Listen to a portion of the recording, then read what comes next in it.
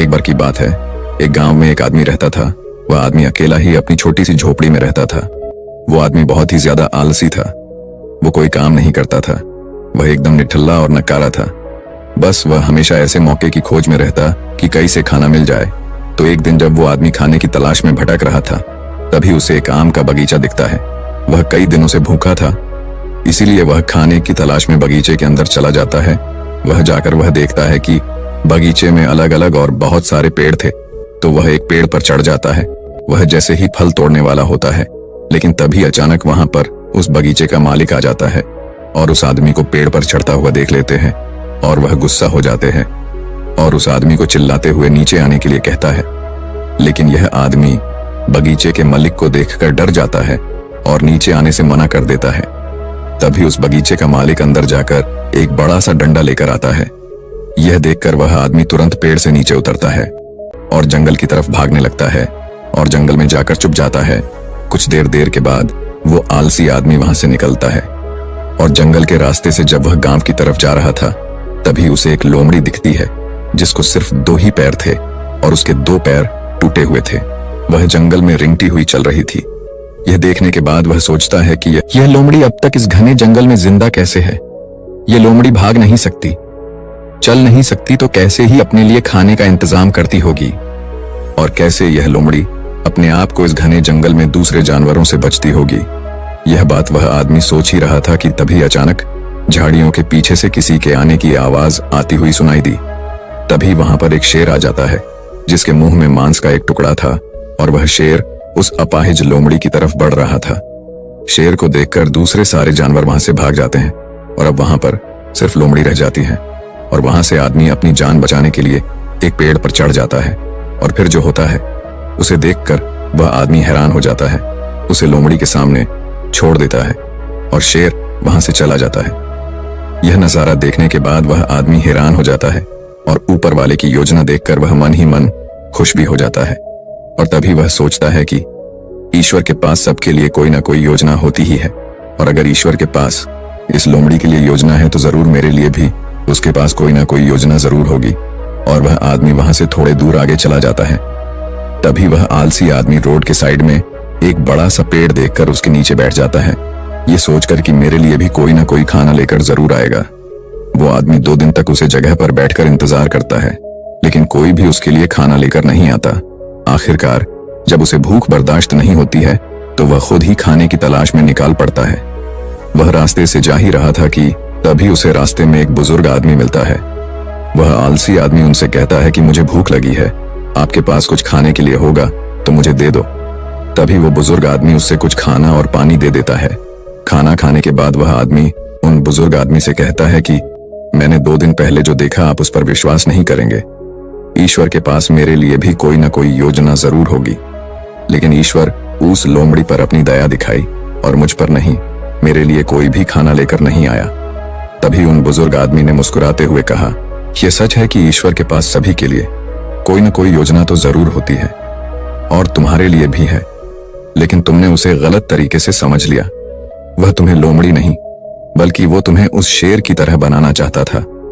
दोस्तों, इस कहानी से हमें यह सीख मिलती है कि अगर हमारे जीवन को ध्यान से देखें तो हमें यह पता चलेगा कि जिंदगी सबक से भरी पड़ी है और हर एक पल का एक दीप मतलब होता है। और सोचा कि वह लोमड़ी सिर्फ बैठी हुई है और वह सिर्फ इंतजार कर रही है कि कब उसके साथ अच्छी चीज होगी, लेकिन वह आदमी यह भूल गया था कि वह लोमड़ी मजबूर थी। लेकिन हम उस लोमड़ी की तरह मजबूर और लाचारी नहीं।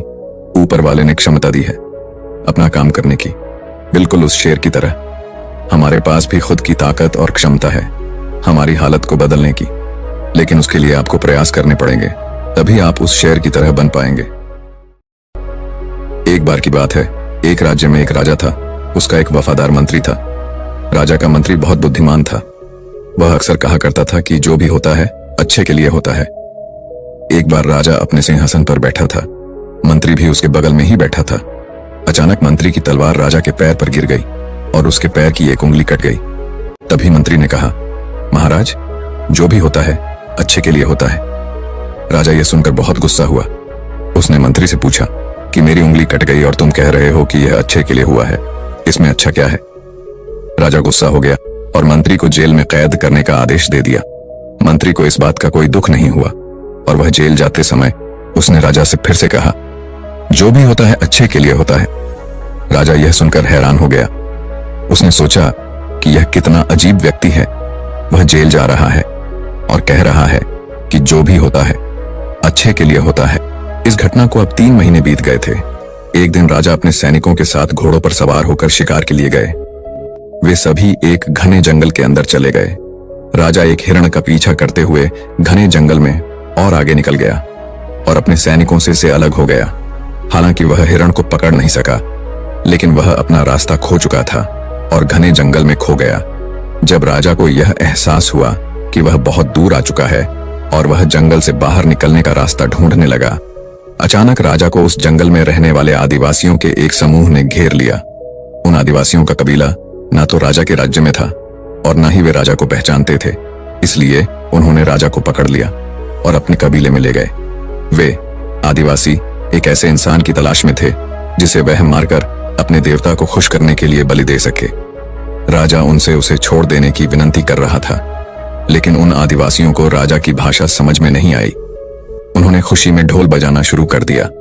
उन्होंने राजा को अपने कबीले में ले आए, उसे नए कपड़े पहनाए, उसके गले में फूलों की माला डाली गई और उसे बलि के लिए तैयार किया। ठीक उसी समय जब वह राजा को मारने वाले थे, कबीले के मुखिया ने देखा कि राजा के पैर की एक उंगली कटी हुई है। यह देखकर उसने सभी ढोल बजाने वालों को आदेश दिया और राजा की बलि देने से रोक दिया और कहा, इस मनुष्य की बलि नहीं दी जा सकती क्योंकि यह अधूरा है, और यदि अधूरे मनुष्य की बलि दी जाती है तो देवता खुश होने की जगह गुस्सा हो जाएंगे। इसलिए उन्होंने राजा को छोड़ने का निर्णय ले लिया। राजा खुशी खुशी जंगल से अपने महल में लौट आया। वापस आकर उसने सोचा कि यदि मेरे पैर की एक अंगुली कटी नहीं होती तो वे आदिवासी आज मुझे मार देते। इसका मतलब मंत्री सही था, जो भी हुआ अच्छे के लिए हुआ। राजा ने सिपाहियों को तुरंत आदेश दिया कि मंत्री को जेल से बाहर निकालो। उसने मंत्री को उसका मंत्री पद वापस दे दिया और मंत्री से पूछा, मुझे बताओ कि उस दिन मेरी उंगली कटी थी और यह मेरे भले के लिए हुआ। मैं यह समझ गया हूं, लेकिन आप 3 महीने जेल में रहे और आपको इतना कष्ट सहना पड़ा। आपके साथ तो बहुत बुरा हुआ। मंत्री मुस्कुराया और कहा, महाराज, मैं आपका प्रधानमंत्री था और मैं हमेशा आपके साथ रहता था। यदि मैं जेल में नहीं होता तो उस दिन भी आपके साथ होता। महाराज, आपकी कटी उंगली देखकर उन्होंने आपको छोड़ दिया, लेकिन मेरा शरीर पूर्ण था और यदि मैं आपके साथ होता तो वह मेरी बलि जरूर दे देते। इसलिए अच्छा हुआ कि मैं उस दिन आपके साथ नहीं था और मैं जेल में था। इससे आपकी जान बच गई और मेरी भी जान बच गई। इसलिए मैं हमेशा कहता हूं कि जो भी होता है अच्छा होता है। दोस्तों, अगर हम अपने जीवन में देखें तो पाएंगे कि हमारे जीवन में भी कई बार ऐसा समय आता है जब हमें लगता है कि हमारे साथ बहुत बुरा हो रहा है या ऐसा नहीं होना चाहिए था। लेकिन कुछ समय के बाद अगर हम पीछे मुड़कर देखते हैं तो हमें लगता है कि उस समय जो भी हुआ वह अच्छे के लिए हुआ। दरअसल हम प्रत्येक घटना को अपनी बुद्धि से आंकने का प्रयास करते हैं, लेकिन वास्तव में हमारी बुद्धि भी सीमित होती है। हम अपनी सीमित बुद्धि से किसी घटना के उचित या अनुचित होने का आकलन नहीं कर सकते। पूरा संसार कर्म पर आधारित है। जो अच्छे कर्म करता है उसे सुख मिलता है और जो बुरे कर्म करता है उसे दुख मिलता है। इसलिए अगर आप किसी दुखद दौर से गुजर रहे हैं तो हमेशा याद रखें कि आपके बुरे कर्म कट रहे हैं और प्रकृति आपको आपके बुरे कर्मों का फल देकर हर समय उन्नति की ओर ले जा रही है। यह सृष्टि हमारे दुश्मनों द्वारा नहीं बनाई गई है, इसलिए इस दुनिया में कुछ भी गलत नहीं हो सकता। इसलिए अपने दिमाग से यह ख्याल निकाल दीजिए कि आपके साथ कुछ बुरा हो सकता है और हमेशा याद रखिए कि कभी कभी जो भी होता है अच्छे के लिए ही होता है। दोस्तों, आपने आज के इस वीडियो से क्या सीखा वह मुझे आप कमेंट में बता सकते हैं। इसी के साथ में उम्मीद है कि आपको आज की वीडियो पसंद आई होगी, तो इस वीडियो को उस इंसान को शेयर करें जिससे ये कहानी सुनने की जरूरत है और उसी के ठीक बाद चैनल को सब्सक्राइब करें। तो चलिए फिर मिलते हैं ऐसी एक और नई वीडियो में एक नए मैसेज के साथ। तब तक के लिए अपना ख्याल रखें। धन्यवाद और नमो